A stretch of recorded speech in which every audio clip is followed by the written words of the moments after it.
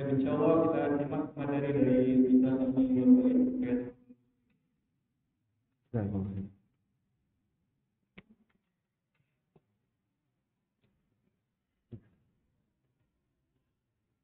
Assalamualaikum warahmatullahi wabarakatuh. Alhamdulillahi haqqa hamdih wa ashhadu an la ilaha illallah wahdahu la syarika lah ta'ziman limajdih wa ashhadu anna Muhammadan abduhu wa rasuluh salawatu rabbi wa salamu alaihi wa ala alihi wa ashabihi wa man sara ala nahjihi wa istanna bi sunnatihi ila yaumiddin. Alhamdulillah, puji syukur kita haturkan kehadirat Allah Azza wa Jalla. Di kesempatan sore hari ini, di waktu asar, kita akan melakukan mudzakarah, saling mengingatkan dalam rangka untuk bisa semakin bertakwa kepada Allah Subhanahu wa Ta'ala. Sebagaimana yang menjadi kebiasaan para ulama salaful ummah, orang-orang saleh yang menjadi pendahulu kita. Dalam setiap pertemuan dengan sesama muslim, mereka punya semangat bagaimana agar saling mengingatkan di antara sesama muslim. Salah satu di antara peringatan yang mereka sampaikan adalah man aslaha sariratahu aslahallahu alaniyatah. Barang siapa yang memperbaiki bagian rahasia yang tidak diketahui oleh orang lain. Memperbaiki hati atau memperbaiki aktivitas yang dia lakukan ketika tidak dilihat orang. Balasannya adalah aslahallahu alaniyatah. Allah akan memperbaiki bagian lahiriah yang kelihatan oleh orang lain. Saya ulang. Man aslaha sariratahu aslahallahu alaniyatah. Barang siapa yang memperbaiki kondisi batinnya yang tidak nampak orang lain, bisa bentuknya memperbaiki hati, memperbaiki niat, atau memperbaiki perbuatan yang dia lakukan ketika tidak dilihat oleh orang lain. Pada saat kita sendirian, tidak ada satupun orang yang menyaksikan apa yang kita perbuat, bainana wa bainallah, selain kita dengan Allah Ta'ala. Maka balasannya aslahallahu alaniyatah, Allah akan memperbaiki bagian lahiriah dari aktivitas kita. Sehingga akhlak seorang muslim akan kelihatan semakin indah ketika dia berusaha untuk memperbaiki aktivitas amal batinnya. Selanjutnya, hadirin yang dimuliakan Allah Subhanahu wa Ta'ala, kita akan membahas tentang pentingnya waktu dalam kehidupan para ulama dan pentingnya waktu dalam agama Islam. Seperti yang kita tahu bahwa waktu termasuk yang akan dihisab oleh Allah. Apa dalilnya? Apa dalilnya? Sabda Nabi sallallahu alaihi wasallam, "La tazalu qadama 'abdin yaumal qiyamah hatta yus'al." Kaki seorang hamba enggak bakalan geser kelak di hari kiamat sampai dia ditanya oleh Allah Ta'ala. Dan salah satu yang ditanya, wa an umrihi fima afna. Dia akan ditanya oleh Allah tentang usia. Untuk apa usia itu dia habiskan. Kita semuanya dikasih oleh Allah usia. Dan kita gunakan usia itu untuk aktivitas yang kita lakukan. Allah akan bertanya usia. Dan usia itu sama dengan apa jemaah? Sama dengan waktu. Sehingga waktu yang Allah berikan kepada kita nanti akan kita pertanggungjawabkan di hadapan Allah Subhanahu wa Ta'ala. Mengingat pentingnya waktu, Allah jadikan waktu ini sebagai salah satu bentuk sumpah. Allah berfirman, wal asri, demi al-asr. Dan makna wal asri, demi al-asr, itu memiliki tiga makna, atau memiliki tiga makna. Yang pertama adalah demi sholat asar. Alhamdulillah kita semuanya sudah selesai melaksanakannya. Makna yang kedua, demi waktu asar. Sholat asar dengan waktu asar sama atau beda? Sama atau beda? Beda. Bedanya apa jemaah? Bedanya apa? Kalau sholat asar kan amalan sholat yang dikerjakan di waktu asar. Sedangkan waktu asar adalah rentang masa yang diberikan oleh Allah bagi mereka yang hendak melaksanakan sholat asar. Dimulai sejak kapan? Sejak kapan waktu asar? Sejak bayangan benda panjangnya sama dengan ketinggiannya sampai waktu maghrib. Baik.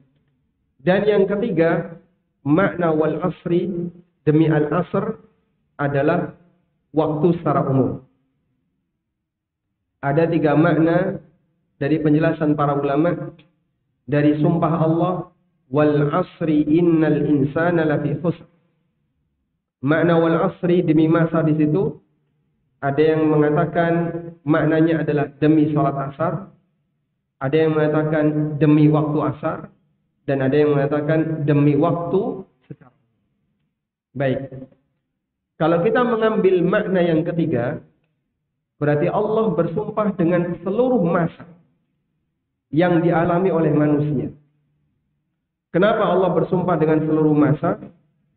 Karena waktu merupakan modal yang paling utama bagi manusia untuk beramal. Apapun yang terjadi di alam ini, gak lepas dari yang namanya waktu. Ada gak yang bisa lepas dari waktu? Tidak ada. Semuanya pasti berada di waktu tersebut. Karena itulah Allah Subhanahu wa taala menjadikannya sebagai sumpah. Mohon dipahami, Allah bersumpah dengan makhluk. Allah bersumpah dengan makhluk yang Allah pilih. Tapi makhluk tidak boleh bersumpah dengan makhluk. Kalau makhluk bersumpah dengan makhluk, Nabi SAW meminta apa? Falyaqul la ilaha illallah. Wa man kana halifan bi ghairillah falyaqul la ilaha illallah. Siapa yang bersumpah dengan menyebut selain Allah, kafarahnya dia harus mengucapkan kalimat tauhid, la ilaha illallah. Karena ini termasuk di antara pelanggaran dalam masalah ketauhidan. Baik. Tapi Allah bersumpah dengan makhluk. Betul. Dan itu hak Allah. Karena dia bisa bersumpah dengan apapun sesuai dengan apa yang dia kehendaki. Tapi makhluk tidak boleh bersumpah dengan makhluk. Makhluk hanya boleh bersumpah dengan siapa? Dengan Khalik, Allah Subhanahu wa ta'ala. Baik. Allah bersumpah dengan makhluknya menandakan bahasanya makhluk itu adalah bagian dari tanda kekuasaannya. Karena itu tidak semua makhluk Allah jadikan sebagai sumpah. Hanya makhluk tertentu yang Allah jadikan sebagai sumpah. Salah satunya adalah al-asr. Karena itu Allah jadikan ini sebagai sumpah. Allah berfirman, wal asri. Jamaah dimakan Allah Ta'ala, Ibnu Qayyim rahimahullah mengatakan, idza aradallahu bil abdi khairan a'anahu bil waqti. Apabila Allah menghendaki kebaikan bagi hamba, maka Allah tolong dia untuk bisa memanfaatkan waktunya. Apabila Allah menghendaki kebaikan bagi hamba, Allah akan tolong, Allah akan bantu sang hamba ini untuk bisa memanfaatkan waktunya. Wa ja'ala waqtahu musa'idan lahu. Dan Allah jadikan waktu itu sebagai bantuan untuknya, sebagai pertolongan baginya. Maka sang hamba menggunakan waktu itu sebaik mungkin untuk melakukan hal yang bermanfaat bagi kehidupannya. Wa idza arada bihi syarran ja'ala waqtahu 'alaihi wa nakiduhu waqtuhu. Dan apabila Allah kehendaki keburukan bagi hamba, maka Allah jadikan waktunya merugikan dirinya. Dan penyesalan baginya adalah waktu yang Allah berikan kepadanya. Sehingga modal waktu ini bisa menjadi sumber kebaikan dan sebaliknya bisa menjadi sumber keburukan. Orang berbuat taat, dia butuh waktu. Orang berbuat maksiat, dia juga butuh waktu. Sehingga kata Ibnu Qayyim, kebaikan dan keburukan seorang hamba Allah jadikan waktu sebagai penentunya. Bagi siapa yang Allah kehendaki untuk jadi baik, Allah jadikan waktu itu penolong baginya. Dan sebaliknya, siapa yang Allah kehendaki untuk jadi buruk, Allah Ta'ala jadikan waktu itu sumber penyesalan baginya. Baik. Nabi SAW berpesan dalam sebuah hadis agar kita semaksimal mungkin memanfaatkan waktu. Karena usia kita ini pendek. Anda dikasih oleh Allah usia berapa lama? Berapa lama jemaah? Saat ini walhamdulillah kita sudah punya usia, ada yang 20 tahun, 30 tahun, 40 tahun dan seterusnya. Sampai kapan kita akan meninggal? Tidak ada satupun manusia yang tahu. Namun usia umat yang paling pendek diletakkan oleh Allah pada umat Muhammad sallallahu alaihi wasallam. Nabi sallallahu alaihi wasallam pernah bersabda, "A'maru ummati baina 60 ila 70." Usia umatku itu hanya antara 60-an sampai 70. Sekitar 60-an sampai 70-an. Artinya usia kita relatif lebih pendek dibandingkan umat masa silam. Nabi Nuh alaihi salatu wassalam usianya berapa jemaah? Usianya berapa? Ya? Lebih dari 1000. Beliau berdakwah, Allah ceritakan dalam Al-Quran, beliau berdakwah alfasanatin illa khamsina am. Dakwahnya saja itu selama 950 tahun. Dakwahnya saja. Belum termasuk usia sejak kecilnya. Sehingga kalau kita ukur, misalnya kok Nabi Nuh berdakwah sejak usia 40 tahun atau 50 tahun, berarti usia beliau kurang lebih 1000 tahun. Masya Allah. Orang di masa silam mereka bisa hidup selama 1000 tahun. Selama ratusan tahun. Kita umat Muhammad sallallahu alaihi wasallam dikasih oleh Allah jatah hidup lebih pendek. Dan itu pun banyak orang yang nggak betah, Pak ya. Sehingga kadang di usia 80 tahun dia sudah membayangkan kapan mati. Keluarganya juga sudah membayangkan kapan bapak segera mati. Karena manusia semakin tambah umur, ada banyak kelemahan yang terjadi pada dirinya. Sehingga terkadang dia justru ngerepoti keluarganya. Nggak bisa melakukan A, nggak bisa melakukan B, dibantu oleh keluarganya. Dan itu kondisi real yang dialami oleh masyarakat secara umum. Tayyib jamaah. Karena itulah Nabi sallallahu alaihi wasallam berpesan dalam sebuah hadis dari sahabat Abdullah bin Umar radhiyallahu anhu yang diriwayatkan oleh Bukhari Muslim. Rasulullah sallallahu alaihi wasallam kata Ibnu Umar, "Akhadha Rasulullah sallallahu alaihi wasallam bimangkibayya." Nabi sallallahu alaihi wasallam pernah menepuk pundakku. Berarti Nabi sallallahu alaihi wasallam dan Ibnu Umar jejer. Lalu ditepuk pundaknya Ibnu Umar radhiyallahu anhu. Faqala, kemudian beliau berpesan, "Kun fid dunya ka'annaka gharibun aw 'abiri sabil."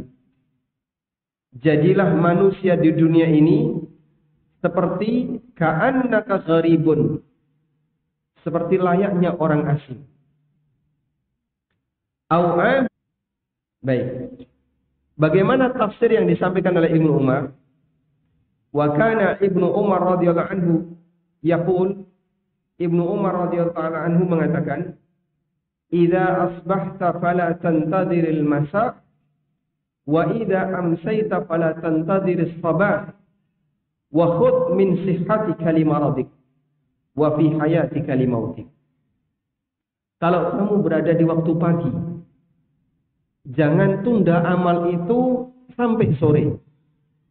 Dan kalau kamu berada di waktu sore, jangan tunda pelaksanaan amal itu sampai pagi. Wa khudh min sihhatika limaradik. Manfaatkan waktu sehatmu sebelum datang kondisi sakit. Wa fi hayatika limautik, dan manfaatkan waktu hidupmu sebelum datang kematian. Muttafaq alaih, hadis riwayat Bukhari Muslim. Baik. Kita coba kembali kepada kalimat yang dinyatakan Nabi sallallahu alaihi wasallam. Kun fid dunya ka'annaka gharibun aw 'abiru sabil.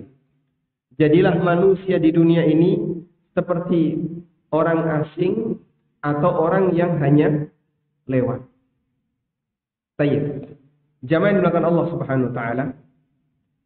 Hadis ini dipahami oleh para ulama berisi tentang dua motivasi.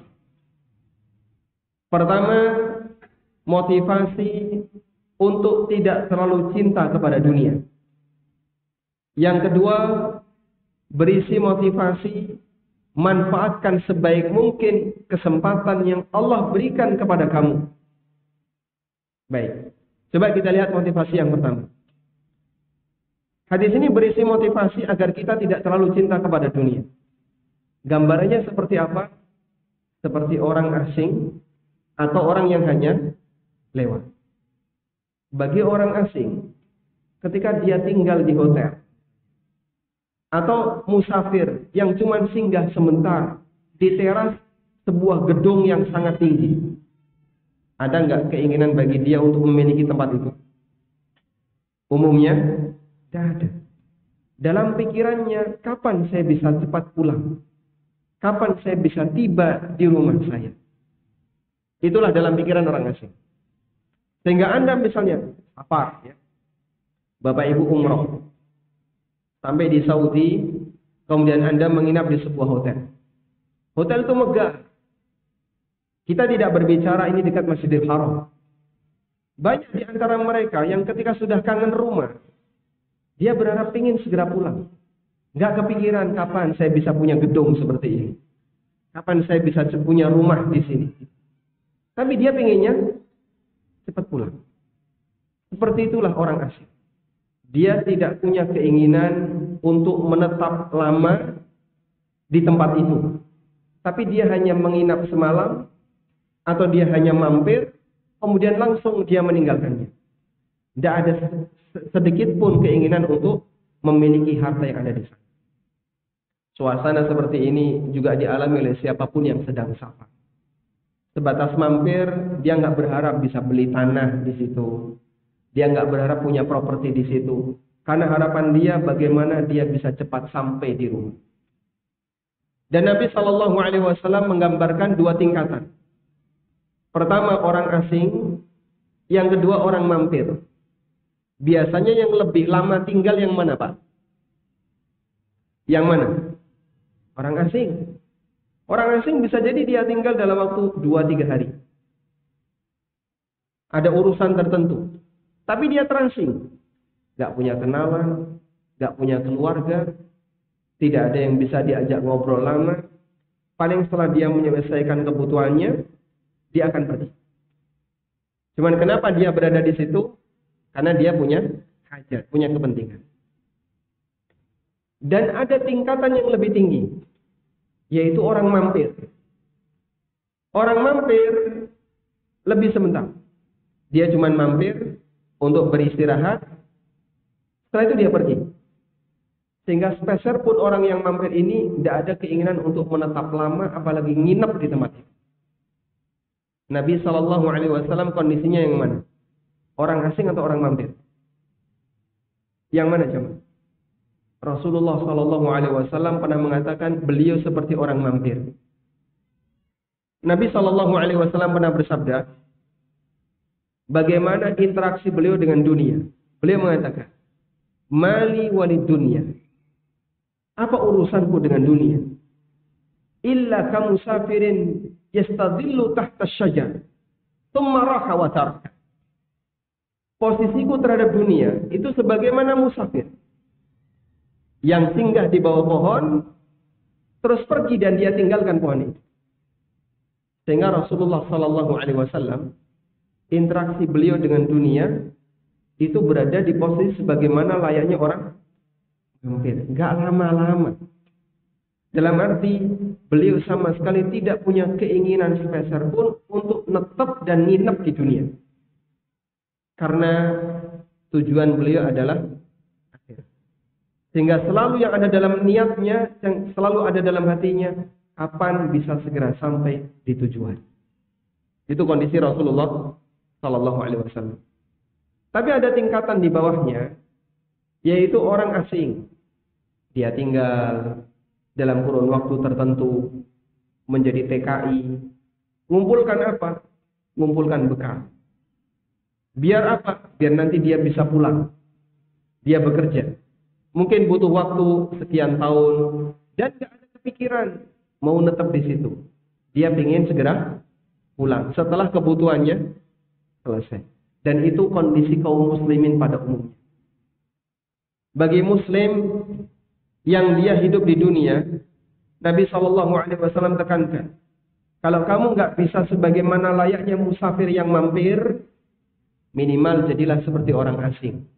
Artinya nggak punya harapan besar, tidak terlalu bernafsu untuk bisa memiliki banyak dunia. Yang penting cukup untuk bekal, setelah itu dia tinggalkan tempat tersebut. Baik. Ini motivasi yang pertama. Motivasi yang kedua, hadis ini berisi motivasi manfaatkan waktu sebisa mungkin. Dan itu adalah tafsir yang disampaikan oleh Ibnu Umar radhiyallahu anhu. Beliau memahami pesan Nabi sallallahu alaihi wasallam. Jadilah kamu manusia di dunia ini sebagaimana layaknya orang yang mampir atau orang yang asing. Dipahami oleh Ibnu Umar, bayangkan kamu akan mati besok. Bayangkan kamu akan mati besok. Sehingga ketika kamu sudah membayangkan seperti itu, nggak ada kesempatan bagi kamu untuk menunda amal. Karena manusia yang menunda amal itu dia punya bayangan. Saya masih lama tinggal di sini. Padahal belum tentu dia diberi oleh Allah usia lebih panjang. Karena itu Ibnu Umar radhiyallahu anhu mengatakan, segerakan amal yang kau kerjakan, jangan ditunda sampai besok. Sehingga beliau mengatakan, idza amsayta fala tantadhiris sabah. Kalau kamu di waktu sore, jangan tunggu besok pagi. Wa idza asbahta fala tantadhiril masa. Dan kalau kamu di waktu pagi, jangan tunggu sampai nanti sore. Artinya segerakan beramal, belum tentu Allah kasih usia yang lebih panjang setelah ini. Mafhum insyaallah? Paham ya? Baik. Sehingga kalau Bapak Ibu ditanya, apa makna sabda Nabi sallallahu alaihi wasallam? Kun fid dunya ka'annaka gharibun aw abiru sabilin. Jawabannya ada dua makna tadi. Maksud dari hadis ini adalah motivasi agar kita tidak terlalu ambisi terhadap dunia. Makna yang kedua, jangan terlalu membayangkan kalau kita akan dikasih usia panjang oleh Allah, karena kita tidak tahu kapan kita akan mati. Sehingga segerakan amal, jangan menunda untuk beramal. Alhamdulillah. Paham insyaallah jemaah? Baik. Antum sudah memahami satu hadis, berikut syarahnya. Dan itu penting bagi para ulama di masa silam. Karena bagian dari tugas seorang muslim adalah memahami sabda Nabi SAW dan penjelasannya. Selanjutnya jamaah. Waktu bagi seorang muslim adalah bagaimana dia bisa memanfaatkan sisa usianya. Dan tidak ada manusia yang tahu berapa lama sisa usianya. Karena itu kata kuncinya adalah bagaimana dia bisa memperbaiki dirinya di sisa usia. Ada sebuah cerita. Cerita ini dialami oleh seorang ulama tabi'in bernama Fudail bin Iyad. Siapa namanya? Beliau rahimahullah pernah ketemu dengan orang yang sudah tua, usianya 60 tahun. Sudah 60 tahun, Bapak? Usia berapa sekarang? Masya Allah. Alhamdulillah. Berarti sudah kelebihan ya? Wallahu a'lam, kita tidak tahu berapa sisanya. Masya Allah. Barakallahu fikum. Fudail bin Iyad ketemu dengan orang yang usianya 60 tahun. Lalu ditanya oleh Fudail, "Kam marra 'alaika minas sana?" Berapa usia Bapak? Orang itu menjawab, "Situna sana." Usia saya 60 tahun. Fudail langsung mengatakan, "Masya Allah, anta tasiru ila rabbika sittina sanatan. Tushiku an tablugha." Bapak berjalan menuju Allah selama 60 tahun. Sebentar lagi Bapak akan sampai. Loh, kita semua akan melakukan perjalanan menuju Allah. Manusia baik muslim maupun kafir, semuanya berjalan menuju siapa jemaah? Menuju kematian. Menuju Allah. Sehingga ketika seorang hamba itu tambah usia, berarti tambah mendekat kepada Allah Subhanahu wa ta'ala. Baik muslim maupun kafir. Karena kita semuanya akan dikembalikan kepada Allah.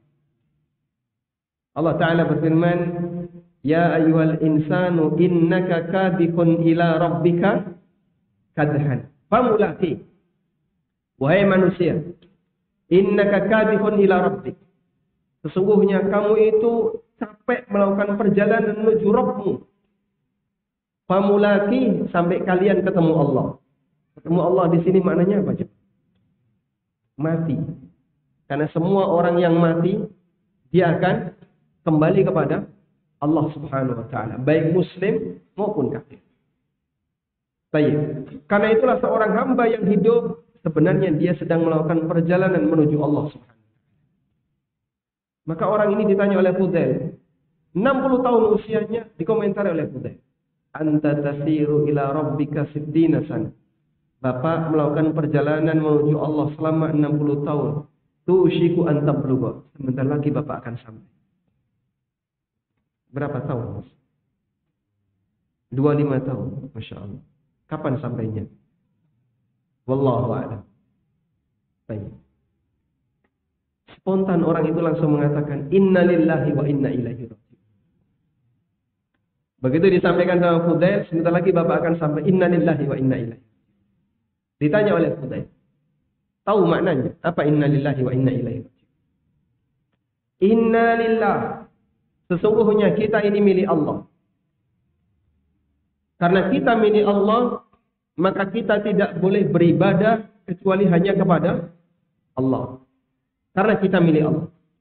Sehingga kita tidak boleh menghamba kecuali kepada Allah. Wa inna ilaihi raji'un. Dan kita akan kembali kepada Allah. Berarti kita akan dibangkitkan oleh Allah. Dan kita akan menghadap Allah Subhanahu wa ta'ala. Wa inna sanus'al. Dan kita akan ditanya oleh Allah. Falyu'id lil mas'alati jawaban. Karena itu mari kita siapkan untuk jawaban pertanyaan Allah Ta'ala. Mari kita siapkan jawaban untuk pertanyaan Allah. Orang itu semakin ketakutan. Beliau gemeteran. Famal hila. Terus gimana solusinya? Apa yang bisa harus aku lakukan? Biar nanti saya berhasil ketika menghadap Allah Subhanahu wa ta'ala. Kata Fudail bin Iyad, yasirun liman yassarahullah. Gampang bagi orang yang dimudahkan oleh Allah. Baik. Kemudian beliau memberikan sebuah nasihat. Layak untuk kita catat semua. Bila perlu teks Arabnya Bapak Ibu hafal. Fudail ibn Iyad rahimahullah mengatakan, ahsin bima baqiya yughfar laka ma madha fa innaka in asa'ta fima baqiya ukhitta bima baqiya wa bima madha. Sudah selesai? Saya ulang ya. Ahsin fima baqiya.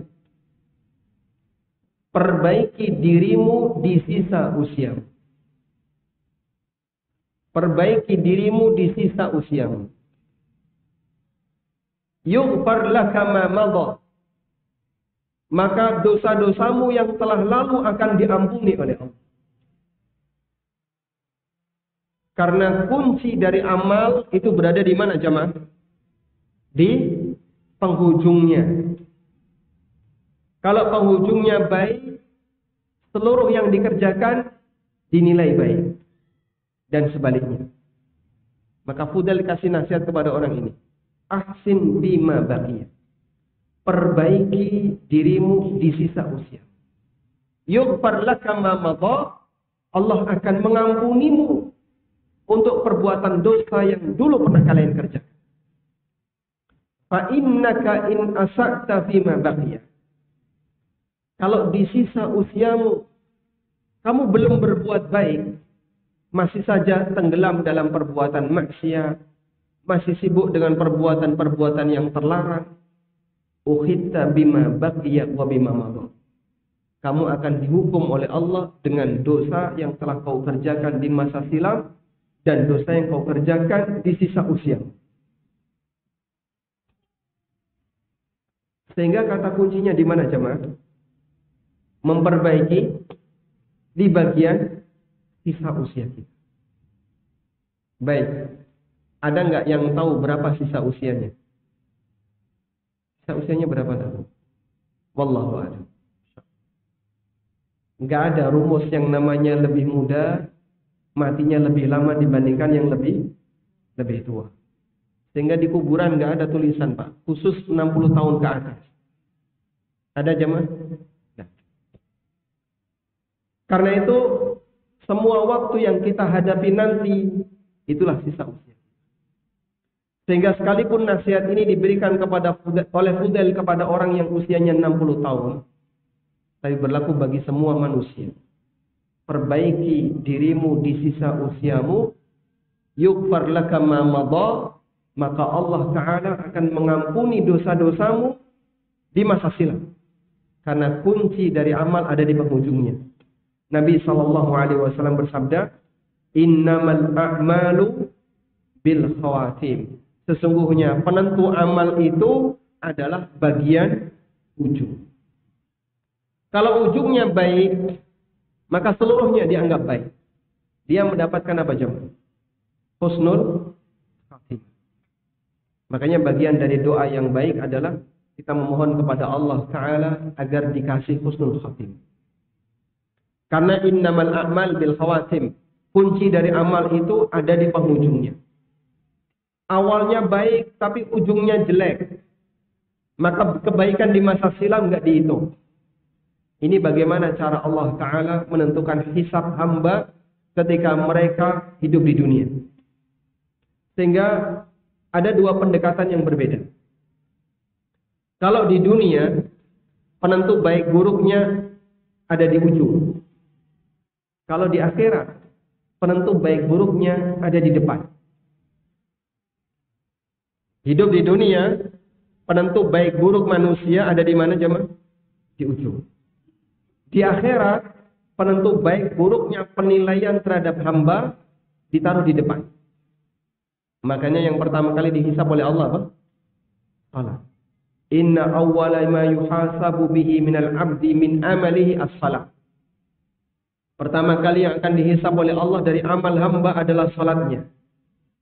Kalau salatnya baik, maka Allah nilai amal yang lain baik. Kalau salatnya buruk, maka Allah Ta'ala bertanya kepada malaikat, unduru hallahu min tatawwu. Coba perhatikan, dia punya salat sunnah atau tidak. Kalau dia punya salat sunnah, maka salat sunnahnya digunakan untuk menutupi salat wajib yang masih kurang. Sehingga jika salatnya bagus, berarti nilai pertama udah bagus. Selanjutnya dianggap bagus. Makanya ada keutamaan besar bagi orang yang menjaga salat jamaah. Menjaga waktunya, menjaga tata caranya, termasuk suasana batin ketika salat. Karena ini penentu ketika seorang dihisab oleh Allah Subhanahu wa Ta'ala di akhirat. Tanya. Sebaliknya ketika seorang hamba dalam kondisi di ujung akhirnya itu buruk, dia akan dihukum oleh Allah untuk dosa di masa silam dan dosa yang akan datang. Makanya ada banyak sekali pelajaran dalam sejarah yang kita bisa mengambil iktibar darinya. Disebabkan karena orang tidak mau memanfaatkan sisa usianya, Allah Subhanahu wa taala jadikan dia menyimpang di sisa usia. Saya sebutkan beberapa kisah. Ada orang yang hafid Quran dan dia bertugas sebagai muadzin di daerah perbatasan. Daerah perbatasan, satu wilayah muslim, sebelahnya wilayah non-muslim. Suatu ketika, muadzin ini naik menara untuk mengumandangkan azan. Tapi dia nggak bisa jaga pandangan. Pada saat dia berada di atas, dia ngelirik ke arah bawah, lirak-lirik. Dia melihat ada seorang gadis Nasrani. Kemudian dia jatuh cinta kepada gadis itu. Mungkin nggak sekali lihat, bisa jadi beberapa kali lihat. Sampai akhirnya dia menaruh hati jatuh cinta kepada gadis itu. Akhirnya dia kirim surat, dilempar ke arah tempat gadis itu. Wallahu a'lam rumahnya ada di mana. Yang jelas pokoknya dia di atas menara bisa melihat ke arah gadis Nasrani dan dia jatuh cinta kepada gadis Nasrani. Dilempar surat ke sana. Dia ingin melamar gadis itu. Sang gadis memberikan jawaban. Kamu kalau mau menikahi saya gampang. Turun dan keluar dari daerah perbatasan, silahkan tinggal di rumah saya. Dia pun langsung menyanggupi. Turun dia. Kemudian dia ke arah rumah gadis itu, lalu menyatakan cintanya, mau menikah dengan syarat pindah agama. Akhirnya dia apa? Murtad. Dia pindah agama. Setelah sekian tahun, dia itu bercerita. Dia bercerita. Seluruh hafalan Quranku itu hilang. Sampai surat Al-Fatihah. Padahal jamaah ya, kita kalau surat Al-Fatihah meskipun ngantuk, salah nggak? Nggak salah ya. Saking ngelotoknya surat Al-Fatihah. Seluruh hafalanku hilang sampai surat Al-Fatihah. Selain satu ayat di awal surat Al-Hijr. Satu ayat di awal surat Al-Hijr. Rubama yawaddul ladzina kafaru law kanu muslimin. Akan datang satu masa di mana orang kafir itu menyesal kenapa dulu dia nggak masuk Islam. Satu ayat itu tok yang masih dia ingat. Jadi ini ada kejadian aneh. Ini orang lupa seluruh ayat Al-Quran, tapi ayat yang dia ingat justru ngantemi dirinya. Karena kan kalimatnya, Rubama yawaddul ladzina kafaru law kanu muslimin. Akan datang satu masa di mana nanti orang-orang kafir dia berangan-angan, andaikan dulu saya jadi seorang muslim. Nah, kamu kenapa milih kafir? Sehingga satu ayat itu yang justru malah dia ingat. Dia lupa semua Al-Quran. Dan orang ini mati dalam kondisi su'ul khatimah karena dia mati dalam keadaan apa jemaah? Dalam keadaan non-muslim. Manusia yang dia menghafal Quran butuh waktu cukup lama. Perjuangan untuk menghafal Al-Quran capek, melelahkan. Tapi dia menyimpang di akhir hayatnya sehingga dia menjadi non-muslim, dia menjadi kafir, murtad. Kejadian yang pertama. Kejadian yang kedua. Ini dialami oleh seorang ulama. Bahkan termasuk tokoh dalam sejarah Islam. Namanya Abdullah Al-Qasimi. Dia menulis sebuah buku membantah Syiah yang bantahan itu sering dijadikan rujukan oleh ulama yang lain. Saking bagusnya buku itu sampai para ulama menilai buku beliau ini dengan sebutan laqad ishtara bi kitabihil jannah. Orang ini telah membeli surga dengan bukunya. Orang ini telah membeli surga dengan bukunya. Judulnya apa buku itu? Buku itu berjudul As-Sira' Bainal Islam wal Wathaniyah. Pertarungan antara ajaran Islam dengan ajaran paganisme. Menyampaikan dalil logika yang sangat kuat untuk menghantam orang-orang Syiah dan turunan Syiah. Sampai disebut oleh para ulama laqad ishtara bi kitabil jannah. Orang ini telah membeli surga dengan bukunya. Tayyib. Namun apa yang terjadi pada Abdullah Al-Qasimi? Dia melakukan safar ke berbagai negeri kafir. Dia tinggal di Mesir ya. Lalu dia terpengaruh dengan pemikiran ateis. Sampai pada puncaknya dia nggak mau mengakui keberadaan Tuhan. Sehingga jadi itu Pak, penulis buku 2 jilid dengan judul tadi As-Sira' Bainal Islami wal Wathaniyah, berisi tentang masalah penguatan akidah dan bantahan kepada orang-orang Syiah, dan bantahan itu cukup bagus sampai dipuji oleh para. Namun ujung akhirnya dia tidak memperbaiki diri, tapi justru membuat dia menyimpang dan akhirnya dia jadi orang ateis. Waliyadzubillah. Lelahnya dia, capeknya dia dalam memikirkan apa yang harus dia tulis, capeknya dia dalam menjelaskan kepada umat tentang bahaya Syiah, gak dinilai sama sekali, semuanya hilang karena dia di ujungnya dalam kondisi su'ul. Yang ketiga, kejadian yang dialami oleh salah satu khalifah Bani Abbasiyah, anaknya Harun Ar-Rasyid. Ada beberapa anaknya Harun Ar-Rasyid yang dia menjadi penerus kekhalifahan bapaknya, dan itu berturut-turut. Yang pertama Al-Amin, Muhammad Amin. Yang kedua Al-Ma'mun. Lanjutannya Al-Mu'tasim. Yang berpihak kepada Ahlussunnah Al-Amin. Al-Amin ini berpihak kepada Ahlussunnah. Sehingga setelah wafatnya Harun Ar-Rasyid, dipimpin oleh Al-Amin, kaum muslimin Ahlussunnah, mereka dikasih kesempatan untuk banyak berdakwah, menyampaikan hadis dan seterusnya. Namun Al-Amin ini diberontak oleh Al-Ma'mun. Sehingga belum selesai masa kekhalifahan, beliau dibunuh oleh utusan Al-Ma'mun, lalu yang menggantikan adalah posisi Al-Ma'mun. Al-Ma'mun ini menaruh dendam kepada Al-Amin. Karena dulu, sewaktu Al-Amin ini berkuasa, Al-Ma'mun cukup disingkirkan. Efek samping dari dendam masalah ini, karena dulu Al-Amin itu berakidah Ahlussunnah, Al-Ma'mun ingin mencari akidah yang lain. Didekatilah oleh Ibnu Abi Du'ad. Pahamnya apa Ibnu Abi Du'ad? Mu'tazilah. Pahamnya Mu'tazilah. Kemudian dia pun menetapkan keputusan. Seluruh masyarakat di daerah Baghdad dan para ulama yang tinggal di negeri kaum muslimin harus punya pemahaman Mu'tazilah. Satu pernyataan yang dipaksakan untuk diucapkan. Al-Quran adalah makhluk dan bukan kalamullah. Al-Quran adalah makhluk, bukan kalamullah. Akhirnya terjadilah fitnah besar. Banyak kaum muslimin yang diuji dengan seperti ini. Ada ulama yang dibunuh, ada 4 ulama yang dibunuh. Salah satunya muridnya Imam Asy-Syafi'i yang bernama Al-Buwaiti. Dan ini yang menjadi latar belakang kenapa Asy-Syafi'i meninggalkan Baghdad pindah ke Mesir. Salah satunya adalah beliau ingin meninggalkan pusat kerajaan Baghdad, kerajaan kaum muslimin Bani Abbasiyah, karena pengaruh dari ajaran Mu'tazilah. Pergi beliau meninggalkan Baghdad menuju Mesir. Tayyib. Sampai akhirnya giliran Imam Ahmad.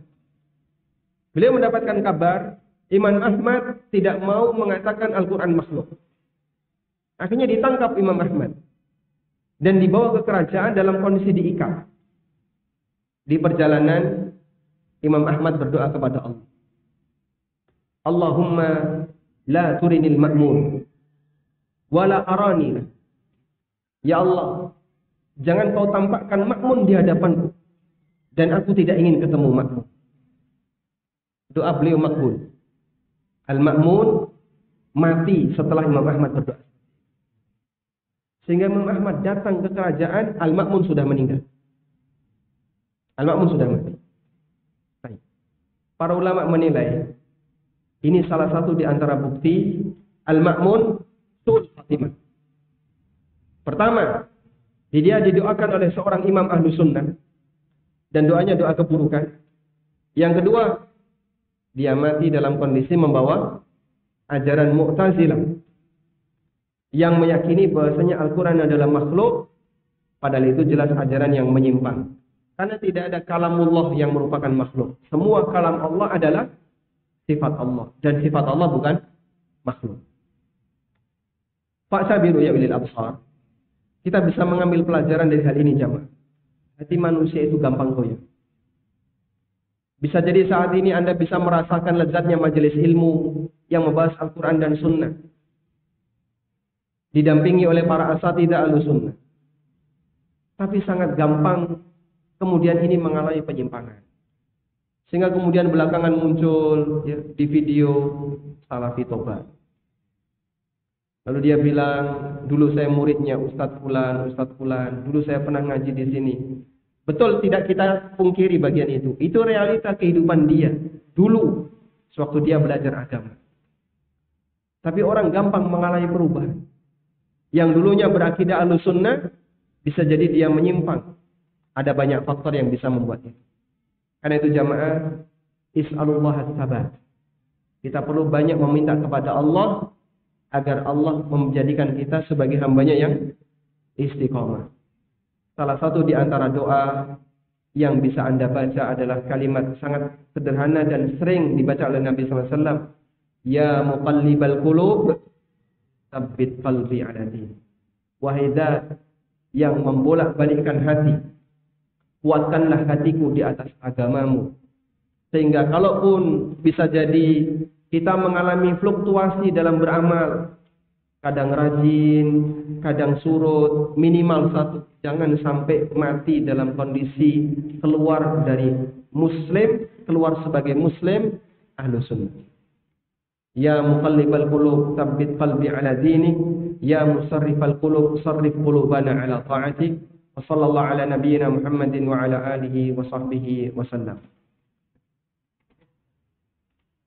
Ada waktu 15 menit bagi para jamaah yang ingin menyampaikan sesuatu secara langsung, silahkan. Ada? Tafadhal. Nah, silahkan. Abdullah Al-Qasimi.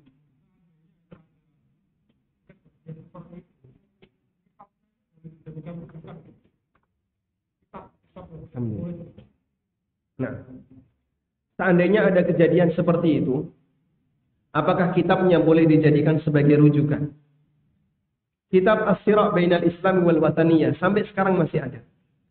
Dan itu dijadikan rujukan. Karena yang namanya kebenaran bisa saja ditaruh oleh Allah kepada penulis yang dia punya akidah yang menyimpang. Karena itu ditulis ketika dia masih Ahlussunnah. Lalu dia menyimpang pasca menulis itu. Sehingga gak jadi masalah ketika kitab seperti itu dijadikan sebagai rujukan. Misalnya ya, ada seorang doktor lulusan Ummul Qura. Disertasinya, Pak, disertasi doktor ini itu membahas tentang tasbih dalam masalah asma wa sifat. Tentang masalah menyerupakan dalam masalah asma wa sifat. Dia doktor dalam masalah akidah. Karyanya mendukung Ahlussunnah, akidah Ahlussunnah. Sehingga karya itu tetap menjadi salah satu rujukan referensi, jadi disertasi yang disimpan. Meskipun bisa jadi belakangan orangnya punya akidah yang menyimpang, dia justru lebih memilih liberal dibandingkan Islam yang murni, dia justru lebih memihak kepada Syiah dibandingkan Ahlussunnah. Tapi pernyataan dia di masa silam pada waktu dia menulis disertasi doktoral dalam masalah akidah sejalan dengan prinsip Ahlussunnah. Bisa dijadikan sebagai rujukan insya Allah. Nah, ada beberapa pertanyaan dari jamaah. Pertanyaan yang pertama, ini di luar tema, tapi barangkali dibutuhkan. Waktu ana chat dengan akhwat, usianya seumuran, padahal chat tersebut dibutuhkan, selalu keluar madi, baik madi sedikit maupun banyak. Tiap saat gitu ana capek sampai sholat asar 4 kali, karena saking keluarnya saat ruku. Apakah madi ana tetap najis? Atau najisnya dimaafkan karena sifatnya darurat dan sudah menyusahkan kita. Masya Allah. madhi tetap najis meskipun keluarnya sering. Dan dulu pernah dialami oleh seorang sahabat yang dekat dengan Nabi SAW. Siapa beliau? Ali bin Abi Thalib. Beliau pernah menyampaikan gimana, Pak? Kuntu rajulan madza. Aku ini orang yang gampang keluar madhi. Gampang naik syahwatnya, terus keluar madhi. Fastahyaitu an as'ala Rasulullah sallallahu alaihi wasallam limakani ibnatihi minni. Aku malu untuk tanya kepada Nabi sallallahu alaihi wasallam karena putrinya adalah istri. Lalu beliau minta kepada Al-Miqdam Ibnu Maktikari untuk tanya kepada Nabi sallallahu Al-Miqdam Ibnu Aswad untuk tanya kepada Nabi sallallahu alaihi wasallam. Lalu Miqdam tanya, kemudian dijawab oleh Nabi sallallahu alaihi wasallam, "Ighsal dzakarahu wal yatawadda." Cuci kemaluannya dan dia harus mengulang wudu. Artinya madhi itu najis, makanya Nabi sallallahu alaihi wasallam minta apa? Cuci kemaluan. Dan yang kedua, wudunya batal, berarti menyebabkan orang itu hadas. Baik. Terus bagaimana cara mencuci kemaluan madhi? Ulama beda pendapat. Pendapat yang lebih kuat dalam masalah ini, perlakuan keluar madhi itu beda dengan perlakuan keluar kencing. Kalau keluar kencing, yang penting tempat keluarnya najis Anda bersihkan, selesai. Karena kepentingan kita adalah membersihkan bagian yang terkena najis. Tapi kalau keluar madhi, sebagian ulama menyebut madhi itu junub asghar. Sehingga ada junub akbar, ada junub asghar. Junub akbar keluar mani, mengharuskan orang untuk mandi besar. Junub asghar keluar madhi, mengharuskan orang untuk mencuci seluruh bagian kemaluannya. Sampai skrontumnya harus dicuci. Karena statusnya sebagai junub asghar. Bedanya di mana, Pak? Orang ketika keluar kencing, syahwat tidak, Pak? Sambil syahwat enggak? Yang terjadi kebelet bukan syahwat ya. Orang ketika kencing enggak pakai syahwat. Tapi kalau keluar madhi, kayak tadi, chat dengan lawan jenis yang seumuran, kemudian keluar syahwat, lalu sampai keluar madhi. Sehingga karena ada unsur syahwat, perlakuannya dibedakan. Karena itu cara mencucinya beda dengan cara mencuci batu kencing. Dicuci seluruhnya. Baik. Terus solusinya bagaimana?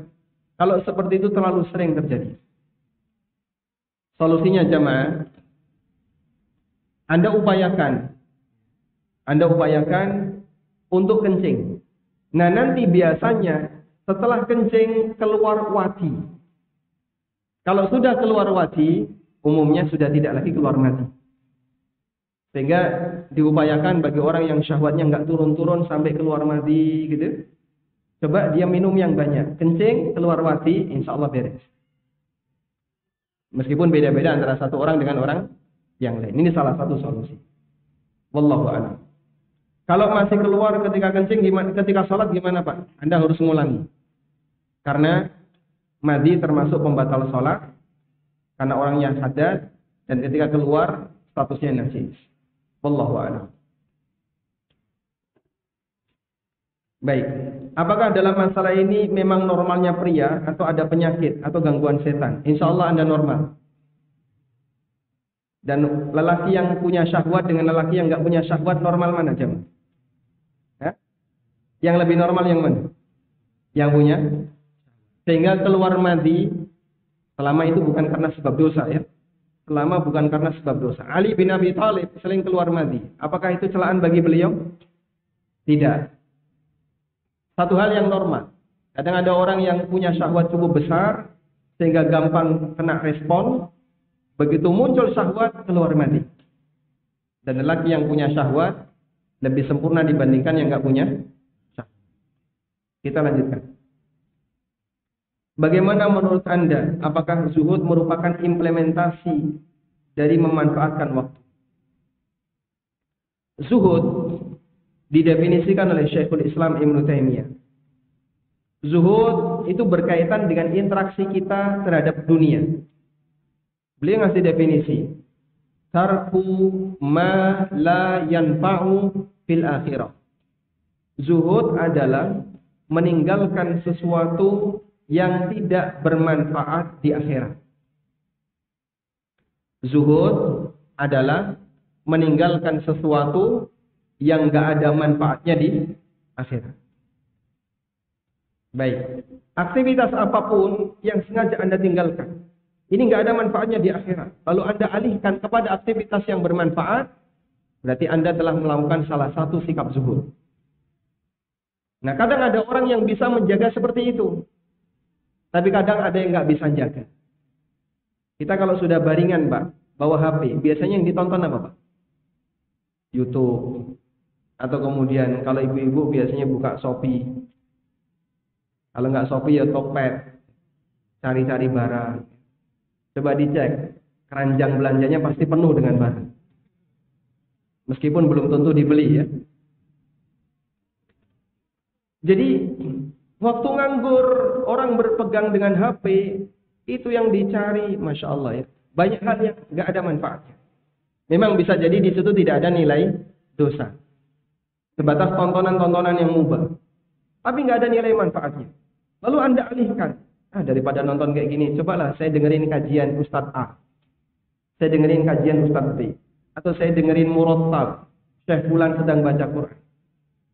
Kalau Anda biasakan seperti itu, berarti beralih zuhud. Meninggalkan sesuatu yang tidak bermanfaat dan dialihkan kepada yang bermanfaat. Wallahu a'lam. Assalamualaikum waalaikumsalam. Saya pernah dengar surga dan neraka setiap manusia sudah ditentukan oleh Allah sebelum kita lahir di dunia. Bagaimana kita memahaminya? Apakah amalan soleh kita bisa mengubah takdir yang Allah telah tentukan? Baik. Semuanya tidak ada yang keluar dari takdir Allah. Dalam sebuah forum.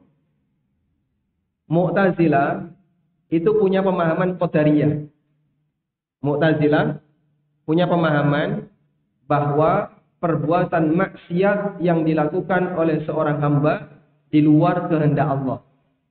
Ini paham apa ini? Qadariyah. Dan itu dianut oleh Mu'tazilah. Perbuatan maksiat yang dilakukan oleh seorang hamba semuanya di luar kehendak Allah. Suatu ketika dalam sebuah forum, ada orang Mu'tazilah, dia menyampaikan sebuah kalimat di hadapan forum. Maha suci Allah menetapkan dan menakdirkan sesuatu yang tidak dia cintai. Maha suci Allah jika dia menetapkan sesuatu yang tidak dia cintai. Maksud Mu'tazilah ini apa, Pak? Dia ingin menanamkan akidah kepada masyarakat. Kalau perbuatan maksiat yang itu tidak dicintai oleh Allah, tidak ditakdirkan oleh Allah. Paham di sini? Sehingga dia mengatakan, Maha suci Allah jika dia menetapkan sesuatu yang tidak dia cintai. Kalimat ini salah atau benar? Ini perkataan orang Mu'tazilah ya. Maha suci Allah dari menetapkan sesuatu yang tidak dia cintai. Kalimat ini salah atau benar? Ya? Salah. Kenapa? Karena yang ngomong Mu'tazilah. Sisi salahnya di mana, Pak? Baik. Datang seorang ulama Ahlussunnah yang juga ikut hadir di majelis itu. Dia langsung ngasih counter. Bagaimana kalimat yang dia sampaikan? Dia mengatakan, Maha suci Allah dari adanya kejadian di alam ini yang tidak dia kehendaki. Maha suci Allah dari terjadinya sesuatu di alam ini yang tidak dia. Baik. Maksiat itu terjadi di mana, coba? Terjadi di mana? Di bumi Allah, di kerajaan Allah. Mungkin nggak itu terjadi di luar kehendak Allah? Tidak mungkin. Karena kalau itu terjadi di luar kehendak Allah, berarti manusia bisa menciptakan perbuatannya sendiri tanpa kehendak Allah. Berarti dia keluar dari kerajaan Allah Ta'ala. Paham di sini? Padahal Allah Maha Kuasa atas segala sesuatu dan takdir Allah meliputi segala sesuatu. Paham ya? Saya ulang. Takdir Allah meliputi segala sesuatu. Tidak ada kejadian apapun di alam ini yang keluar dari Itulah keyakinan Ahlus Sunnah. Sudah? Sebentar, belum titik ini Pak ya. Mikir masalah takdir kadang bikin orang jadi nggak bener pandangannya. Saya lanjutkan dulu. Jadi jamaah, Ahlus Sunnah meyakini bahwa segala sesuatu tidak ada yang keluar dari takdir Allah. Karena Allah yang menciptakan manusia dan Allah pula yang menciptakan amal perbuatannya. Sebagaimana yang Allah firmankan dalam Al-Quran, Wallahu khalaqakum wa ma ta'malun. Allah yang menciptakan kalian dan Allah juga yang menciptakan perbuatan kalian. Sehingga kita diciptakan Allah, kita adalah ciptaan Allah dan perbuatan kita juga ciptaan Allah. Sampai di sini paham? Paham ya? Baik.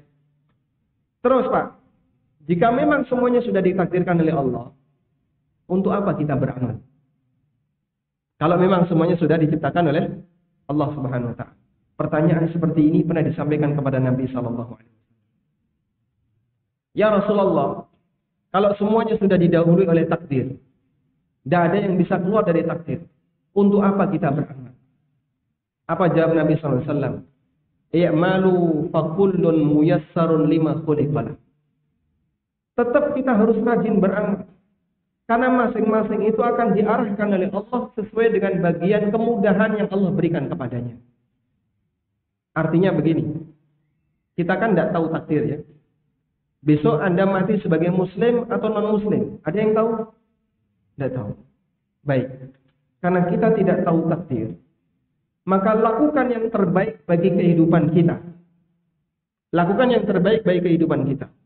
Dan Allah akan mudahkan bagi orang yang selalu mengarah kepada kebaikan. Karena Allah tidak pernah berbuat zalim. Karena Allah tidak pernah berbuat zalim. Intinya begini jamaah. Apapun yang kita pikirkan terhadap masalah takdir, gak bakalan mengubah takdir. Betul ya? Baik. Makanya Nabi SAW berpesan, kalau Anda berbicara masalah takdir, terlalu dalam, tahan diri. Idza dzukiral qadar fa'amsiku. Kalau kamu berbicara masalah takdir terlalu dalam, tahan diri. Percuma saja membahas masalah takdir terlalu dalam. Toh nantinya nggak bakalan mengubah takdir. Karena Allah akan bertanya perbuatan kita, bukan kita bertanya perbuatan Allah.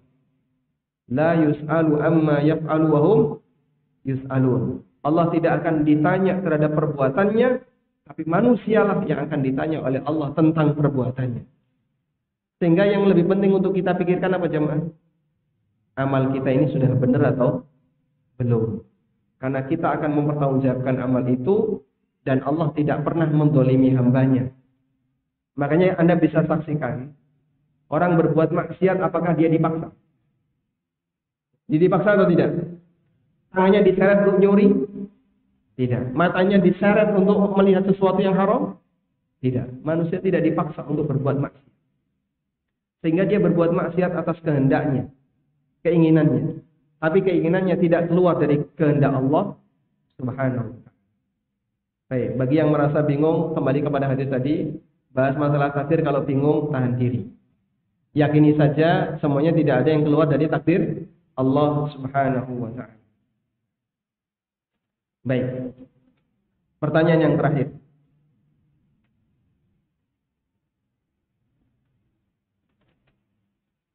Assalamualaikum. Waalaikumsalam. Berkaitan dengan anjuran untuk menyegerakan waktu sholat. Di kantor qadarullah jamaah sholat zuhur dan asar sering tiba terlambat untuk sholat di musola di awal waktu. Walau sudah sering diajak. Oleh karena terlalu lama menunggu, sering kali akhirnya sholat sendiri untuk atau tidak berjamaah. Pertanyaannya mohon saran apakah seharusnya saya sholat tetap di awal waktu walaupun sendiri atau menunggu jamaah yang lainnya. Baik. Seperti ini juga dialami di kampus UIM ya, Universitas Islam Madinah. Kalau duhur itu waktunya agak maju. Duhur waktunya itu agak maju. Kalau di sana musim dingin ya, sehingga siangnya lebih pendek daripada malam. Duhurnya agak maju. Kalau duhurnya agak maju, itu biasanya waktu kuliahnya jadi terpotong. Akhirnya mahasiswa gimana? Tetap genapkan tambahan waktu kuliah yang bersama dosennya. Lalu nanti sholat jamaah duhur agak telat. Baik. Kemudian muncul pertanyaan, mana yang lebih baik? Sholat duhur tepat pada saat masuk waktu, ataukah ditunda setengah jam sehingga bisa sholat berjamaah dengan yang lain? Jawabannya yang mana jemaah? Yang kedua lebih baik. Yang kedua lebih baik. Ada satu kaidah yang mengatakan fardul kaifiyah muqaddamun ala fardil waqti. Memperhatikan kesempurnaan tata cara pelaksanaan salat itu lebih didahulukan daripada memperhatikan ketepatan waktu. Anda tunda sedikit selama tidak sampai melanggar waktu sholat, lebih baik dengan maksud untuk bisa mengerjakan sholat lebih maksimal, lebih sempurna daripada Anda sholat di awal waktu tapi sholatnya tidak lebih sempurna. Dalil tentang ini adalah Nabi SAW meminta orang yang mau sholat tapi dalam keadaan perut mules, pengen ke toilet, beliau minta apa coba? Selesaikan dulu hajatnya, jangan dipaksa sholat. Meskipun bisa jadi itu menyebabkan dia telat sholat 5 waktu. Adzan, pengen ke toilet, akhirnya masuk toilet. Kebiasaannya berapa? Oh bapak kalau sudah masuk toilet rata-rata 15 menit. Komat dia masih di toilet. Prediksi dia, saya kalau ke masjid pasti sholat sudah selesai. Sehingga pada waktu dia kebelet pengen ke toilet, sudah adzan, mana yang lebih baik? Nekat ke masjid untuk sholat? Ataukah ke toilet dulu menyelesaikan hajat? Yang kedua lebih baik.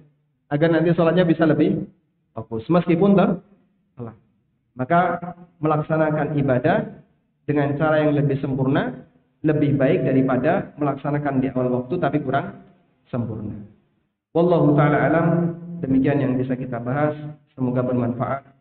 وصلى الله على نبينا محمد وعلى آله وصحبه وسلم وآخر دعوانا أن الحمد لله رب العالمين سبحانك اللهم وبحمدك أشهد أن لا إله إلا أنت أستغفرك وأتوب إليك السلام عليكم ورحمة الله وبركاته